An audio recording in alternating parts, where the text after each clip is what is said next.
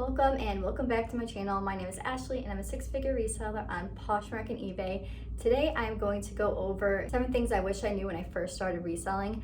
I've been reselling for about 3 years now in February, so I have learned a lot along the way and there's so many things. I'm like, ugh, I wish I didn't do that or would have known that and I would be so much better off. However, reselling is a journey and we have mistakes and we learn from them along the way and they help us to where we are now. So I will say, like, these are things I wish I knew, but I'm definitely glad I learned them because it helps me be where I'm at now. The first thing I wish I knew is that thrifting is not the only way to source inventory. It's like this huge hype, to go thrifting and like find gems and like sort through everything. And I was a huge thrifter in the beginning, but I really wasn't exposed to like any other ways. There are tons of people doing other sources of sourcing, but they really wasn't like talked about too much, to be honest.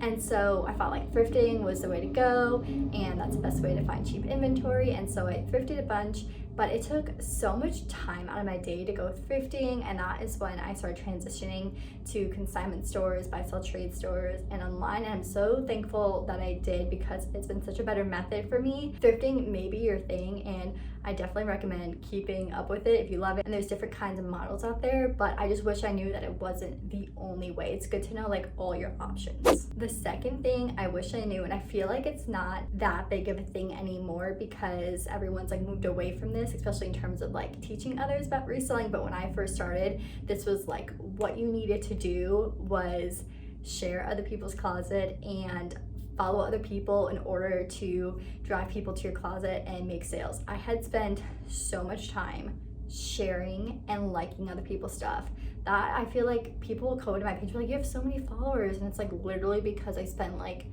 I would follow as a goal like 1,000 people a day, and I think that was like the limit when you're like scrolling. And oh my god, I spent so much time following other people, and I got like follow backs, I guess, but like so not worth my time. And I really wish I knew that early on. There were so many things out there. It's like the 30-minute method and things like that about like liking and sharing other people's stuff, but I wish I knew that that is not needed to make sales on Poshmark. It definitely can help, but it's like if like that helps like this much, like sharing your own closet and doing other stuff helps like this much. So like I'd rather have that. And so that is one thing that I really wish I didn't spend so much time on. So if you are sharing other people's closets and following other people to drive sales, know that you don't need that. I would recommend that you put more time into sharing your own closet, getting more listings up, and sourcing more inventory. The third thing I wish I knew is how important being descriptive in your description with different keywords and things like that. I didn't put like anything into my listings before. They were like 2 sentences. I like didn't find the style name. But doing so, finding the style and putting in descriptions are so important because a lot of people are searching for different things. They may not even know specific aspects of the item. I find that even when I'm like searching comps, I'll just like put in whatever I know or whatever I think I know about the item, and that is how I try to find it. And like buyers are doing the same thing. If they come across an item and they want it cheaper, maybe they saw it on like some kind of celebrity and they're trying to search for it just by knowing what the look of it is. So that is why putting in those descriptions are so important for buyers to find your item. The fourth thing I wish I knew is that you do not need to go crazy over the top when shipping your items. People care more about getting the items and the condition that they received and putting like some thought into it, and like don't really put like nice shoes and like a poly mailer, like put that in a box.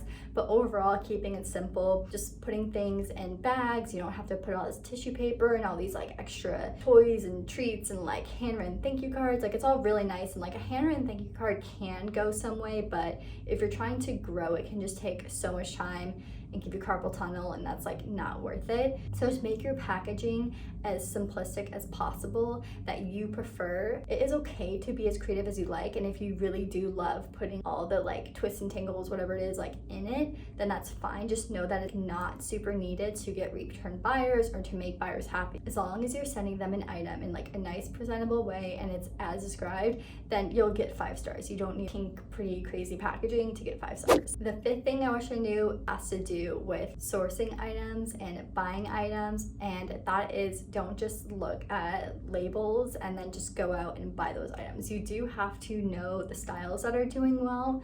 because the styles are going to be so important. Older styles, they just don't do well in any capacity. The newer stuff always does so much better. So really make sure that you don't just like go out and just like create a list of items to look out for just based off what you see other people looking for. They may have found it because they saw another person found it. It's like this domino effect of everyone picking up this really bad stuff. So like don't be a part of that, and just do your own research and pick something up because you know that it is a good style and brand together or whatnot. I think knowing the brands, especially brands that if you're looking to sell for a higher amount, are really good to know, but you still need to know the styles within that to know what people are going to be looking for, what's going to sell fast, and what's going to sell for the most money within that brand. The sixth thing I wish I knew is that it is better to hire a VA sooner than later. It can be really intimidating to hire a VA, especially if you're just starting off, because it can seem like, oh my gosh, I like don't want to add all these extra costs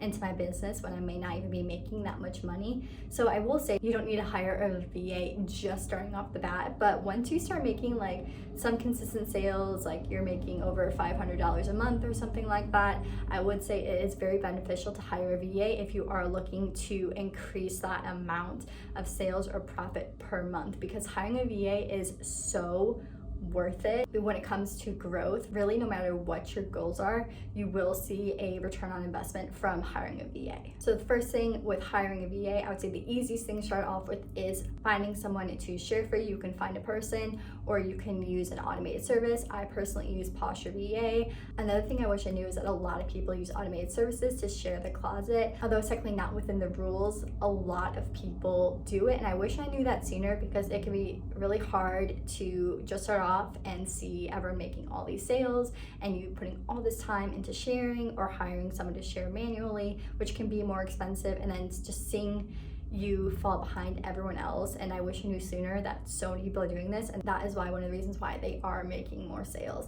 It's just the honest truth. Once you get something to help you with sharing, the next thing is to hire someone for listings. This is something I would say is not completely necessary to get super sooner on, but it is super beneficial once you are starting to grow more. I mean, I personally hate listings, so unless you like totally love it and don't mind it at all, then maybe it's not necessary and it's better to outsource somewhere else. However, with listing, it is such an easy thing to outsource because it is virtual, especially with COVID nowadays. Everyone is looking for virtual work or any kind of thing that they can do with kids at home or anything like that. So it's either really easy to find someone like in your area from Facebook groups that is willing to learn and do listings, or I do recommend using Upwork to find someone to do your listings. The last and probably the most important thing that I wish that I learned sooner when I first started reselling is not to take everyone's word as gold. Like, I just took everyone's word as like, they're right, that's it, I'm going to do that. And although I did make mistakes and learn from them, I wish I kind of did a little bit more like reasoning in my own mind about why and like if I should still do this for myself, if this works for my business or not. Then that would have been better than just like taking everyone's advice and running with it.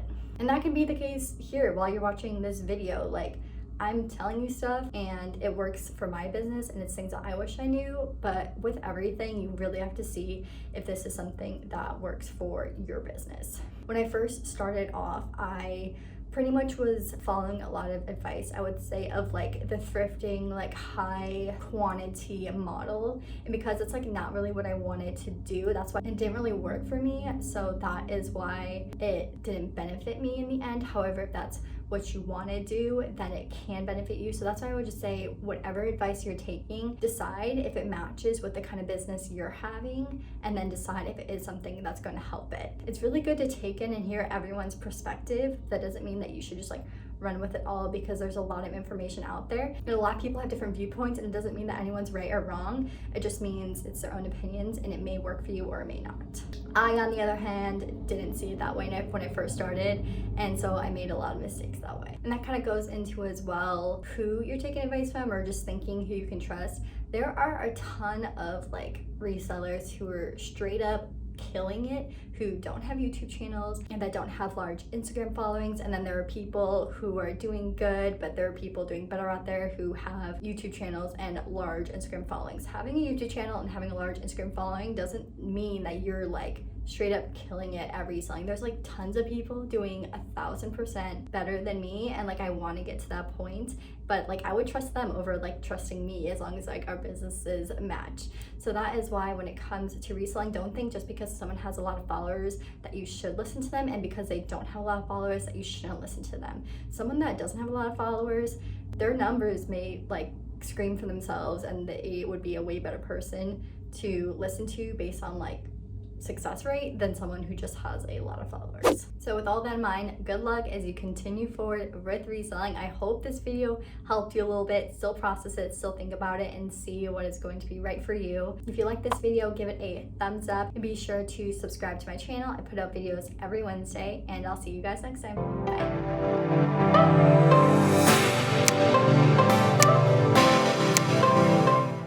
Descriptive in your description is, oh my god, sorry, like, I have too many noises living here in the city.